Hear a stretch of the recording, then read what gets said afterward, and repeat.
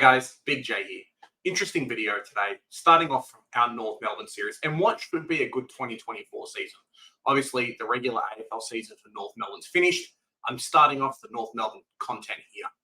First off, priority picks. We know clubs don't love compensation. Opposition fans don't love compensation, but are they deserved sometimes? If you look at North Melbourne over the last 4 or so years, we've finished, 18th, 17th, 18th, and then 17th again this year. It's not a good record. What's come from that has been a horrible win-loss record as well. I think North has won something like 11 out of 84 games. It's been tough to watch for fans, but I think it's also been very easy for a lot of opposition fans as well. Hey, we're versing North Melbourne. They're going to tank. They're shocking this year after year after year. It's almost been free wins for opposition.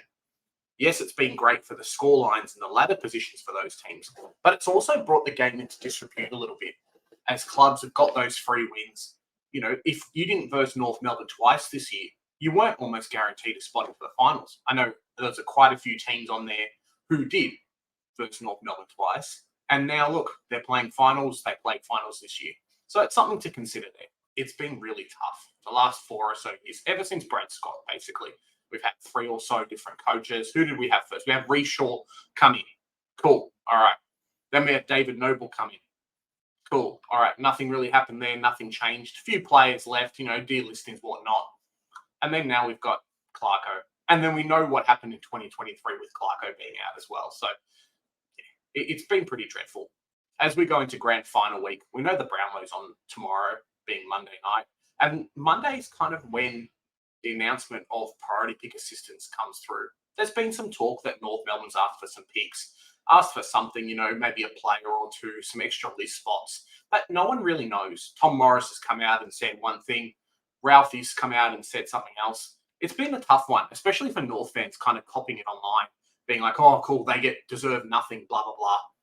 Looking at it from a fan standpoint, sometimes a rebuild can be really, really tough. And we've seen in the past that if this was the mid-2010s, if this was the mid-2000s, priority picks are normal. Clubs were getting them from our ladder positions, and even worse, they might have had 2 years on the bottom. Cool, here's a priority pick. If we look at some of the names of players who've come through priority picks, it's been insane. And those clubs have actually got, if not better, they've got some real trade value out of those players leaving. Well, look, Nick Revolt went to St Kilda. Luke Hodge went to Hawthorn.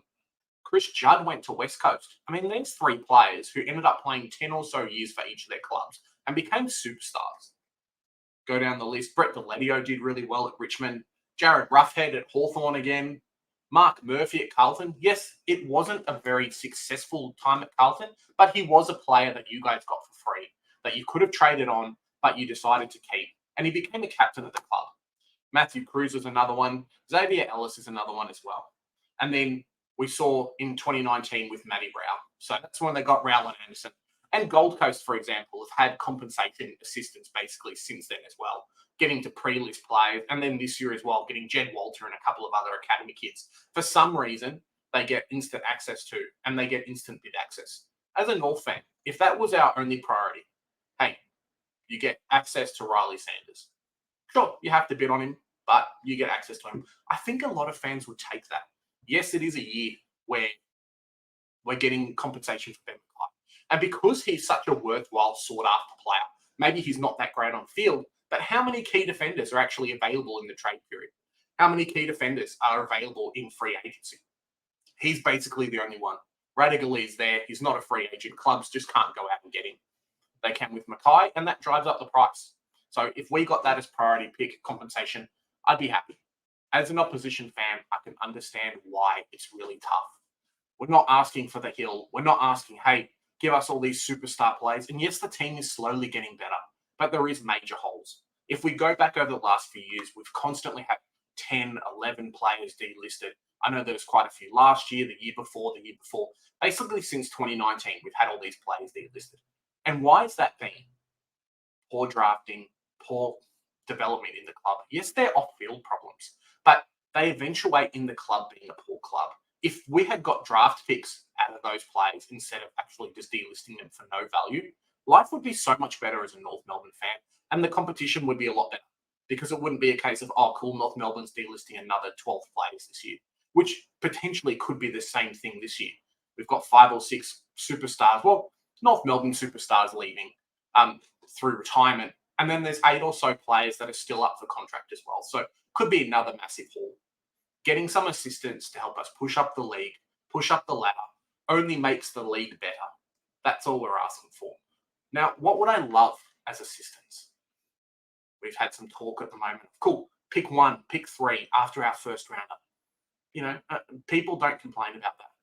Could we go in and get like a middle of the first rounder pick, which would be about pick 11, before changes as well, before compensation for other players like Croft and then Jed Walter and a few others come in as well, which could end up making that pick about 14 or 15.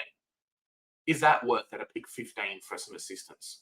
Now, there's talk as well that the AFL tomorrow is only going to give us pick 19. So is that enough to kind of rebuild? If you look at the team, there's quite a few different holes in there.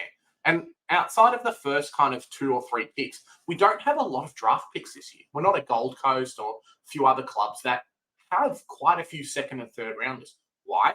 Because of poor development in the club, leading us to delist players instead of trading them on.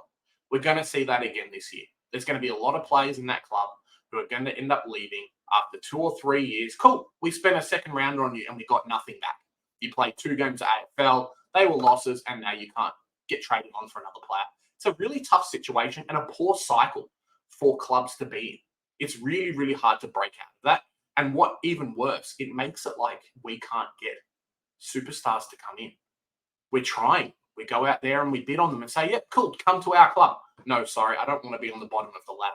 Doesn't look like your trajectory is going well. Can't do what we want. If we use someone like a Hawthorn, for example, their development's been fantastic. A lot of these players have come through and then left. Even picks for guys like Tom Mitchell and Jager O'Meara. They're 25 to 30-year-old players have netted a lot more value in the trade period, but also just on field compared to all of North Melbourne guys. We're not looking for a handout. We're not looking to get a million different picks and salary cap space and all craziness. We just need some help, just so the fans have something and that we're not stuck on the bottom of the ladder again next year. There is some trajectory coming through. We are looking like we're going to get better next year, hopefully, with Nick Clark in the forward line, with some guys down back, potentially that we're going to trade in, and just drafting. We've got pick 2 and 3. We don't need craziness, but we do need something. That's my thoughts for today. Let me know in the comments what you guys think. Does North Melbourne deserve something? It's 12 wins in the last 84 games. That's 3 wins a season for the last 4 seasons. Is that enough compared to what other clubs got later on? Let me know in the comments. It's the first episode of the new North Melbourne series for 2024. Let me know what you guys think. What can I improve on? I'll catch you in the next one. Bye, guys.